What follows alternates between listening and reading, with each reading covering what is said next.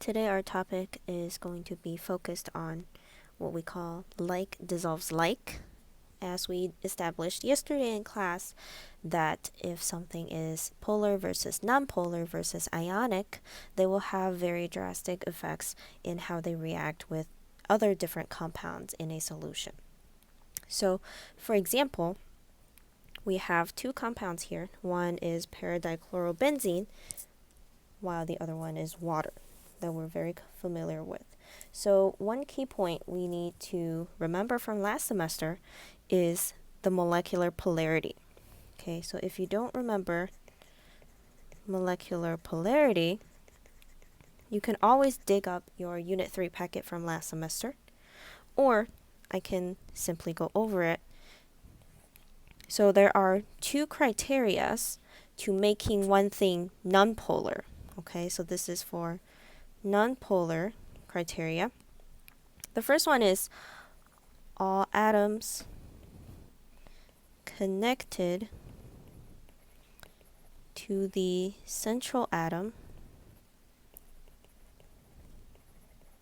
must be the same atoms. Okay, this is the first criteria to having a nonpolar molecule. And the second criteria is there's no lone pairs on central atom. That means if we want to know if something is polar or nonpolar, we also have to remember how to draw the Lewis dot structure. Okay, so it never goes away. We need to know the Lewis dot structure so we can know that if there are lone pairs on the central atom, if we can figure out all atoms connected to the central atom are the same. Okay, so then we can figure out if it's polar or nonpolar. Thus, we can discuss how they react in different solubility rules. So I hope you have taken a minute to go back and refresh your molecular polarity notes, and I want you to do question A. Which of the molecules is polar, which is nonpolar? So I want you to pause the video right here and try to do these on your own first. Okay. So this is the PDCB we talked about yesterday, and they were the crystalline-like structure in our vials.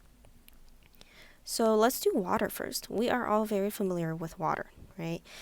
The oxygen is very, very electronegative. Do you remember how to find electronegativity on the periodic table we give you? That's the little number on the bottom right. Okay. So remember, the more electronegative, or the higher their electronegativity value, they will have more electrons attracted to them. Kind of sounds familiar, right? That means when oxygen is bonded with hydrogen, oxygen is going to attract all of those electrons to itself, making it having a partial, aka pseudo-negative charge. It's not completely a negative charge, but it still has that negative property to it, while the hydrogens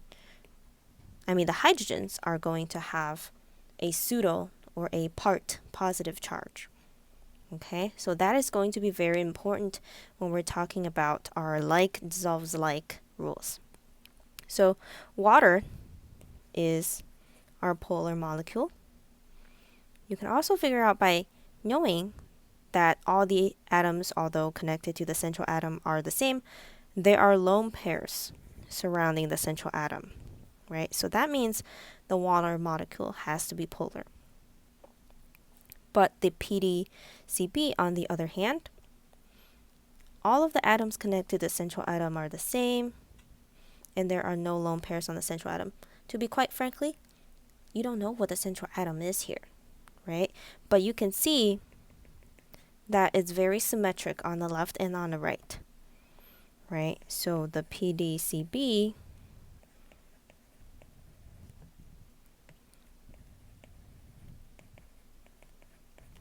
is a nonpolar molecule because it's very symmetric.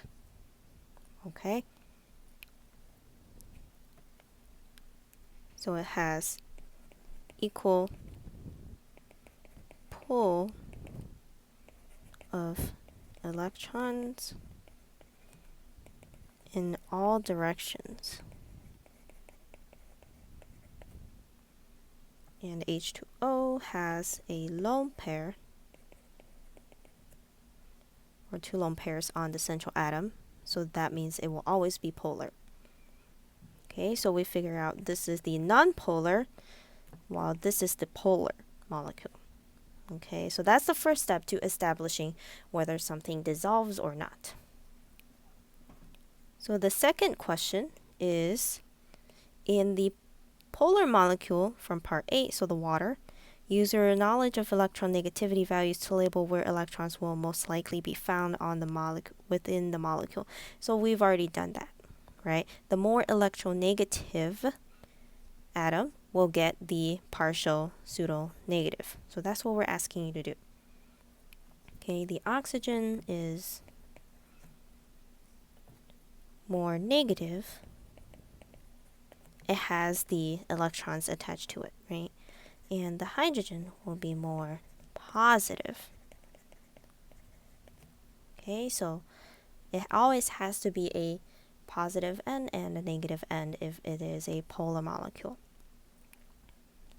How do you think one polar molecule will interact with another polar molecule of the same type?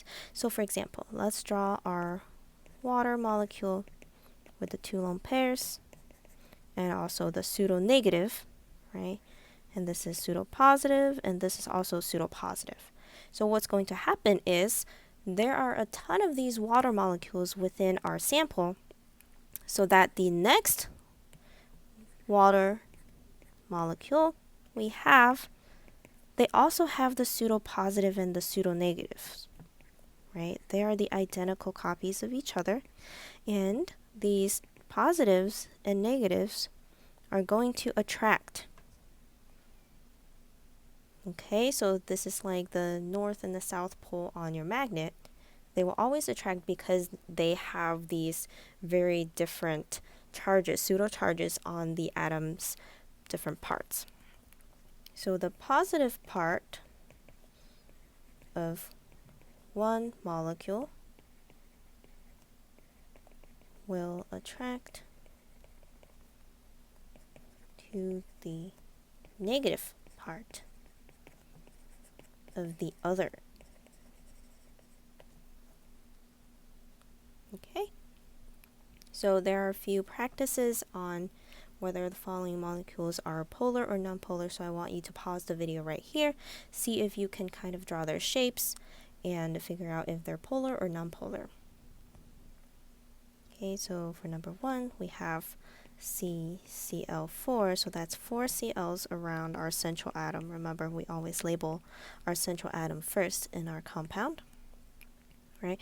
So I'm not going to even label the lone pairs on my chlorine because it does not matter to me, unless it's on the central atom, right? But I do see this is a very symmetrical molecule, so that I know it's nonpolar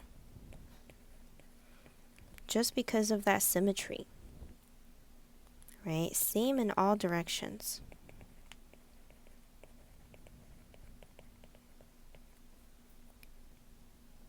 And for my CH2O, the first atom is my central atom. So I will have a carbon, I will have 2 H's attached to it, and I also have a double bonded O, right? And in reality, this double bonded O will have 2 lone pairs. So please go ahead and refresh your memory on how to draw these Lewis dot structures if you must go back. Okay, because the central atom are connecting to different atoms, right? Some of them are H's, some of them are O's.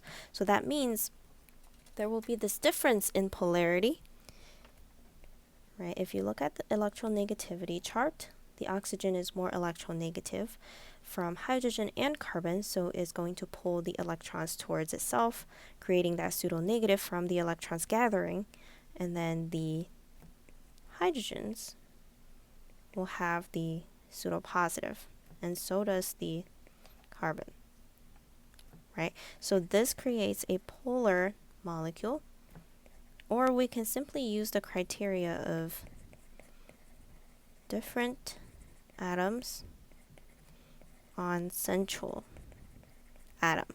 Okay, so you didn't even have to figure out which one was more electronegative as long as you figure out the two criteria that we learned from before.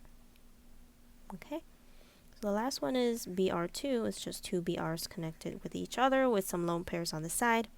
Of course, this is a nonpolar molecule because it also got that symmetry, right? All the same connected.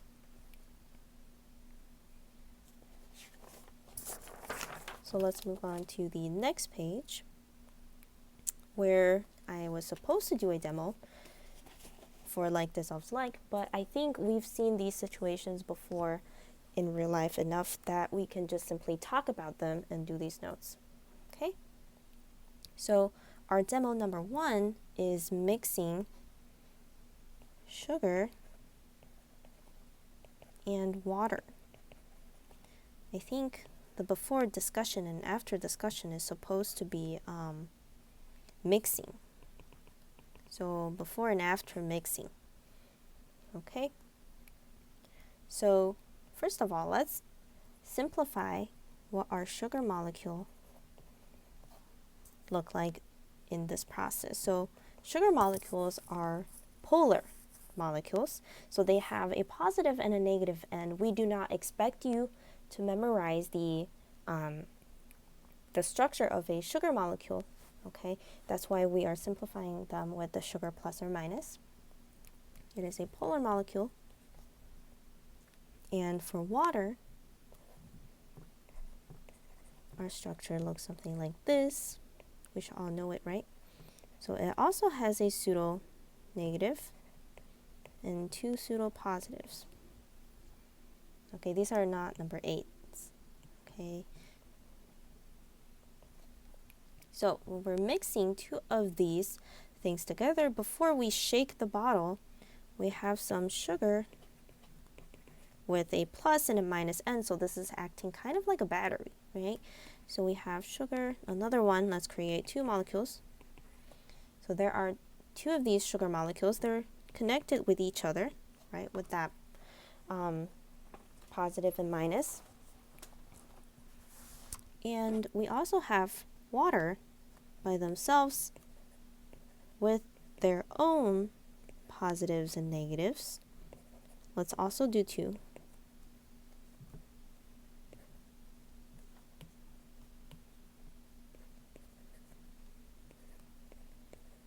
This pseudo positive is so attracted to the pseudo negative from that oxygen. All right, so this is before mixing. Sugar is by itself and water is also by themselves. Right, after you shake it, after you mix it, the sugar molecules still have their own positive and minuses. But the thing is, you have introduced some water molecules in there so that the pseudo positive and the pseudo negatives are all interacting with each other. So this positive could be connecting with the sugar negative, and this positive on the water could also be connecting to the sugar negative, while the sugar positive is connected to the water negative. And these interactions happen very, very often. All right, so all the positives and negatives will be attracted to each other regardless of what species they are, as long as they have those positive and negative ends.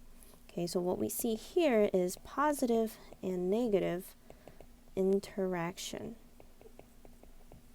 / attraction. Okay, so for this scenario, when you think about sugar and water mixing, you don't end up seeing sugar, solid sugar in your solution, right? So what you've created here is a homogeneous mixture, right? There's no solid found, or you can say it is the sugar is well dissolved in the water, right? So that's how we define the sugar and water demo. For the second one, we have oil and water, okay? And the oil structure looks something like that. It's a long chain of a lot of carbons with H's on them. This is so long, but I'll ignore that end for now. But the thing to focus on is that oil has no positive and negative ends, okay? This molecule does not have, first of all, different atoms connected to them, right? They have asymmetry. So with that symmetry, we have a nonpolar molecule, oil, or other lipids. And for our water, we still have that pseudo-positive and pseudo-negative. All right? Now, what do you think is going to happen when I mix this solution? Right, nothing happens because there's no positive or negative ends on oil to attract those of water, right? The water molecules are going to remain intact with their own positive and minuses. The oil has no ends to attract the water molecules, so there will be no complete mixing between your water and your oil, which is why you see in your cup a layer of oil and a layer of water, right? Those two will not mix because they are not like each other, right? So how do we define this idea of like dissolves like, right? So you think about it, only when both of them have positive and negatives, they will dissolve.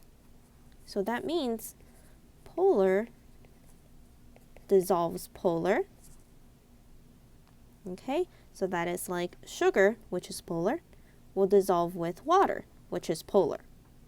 Okay, so they will create a very uniform, homogeneous mixture.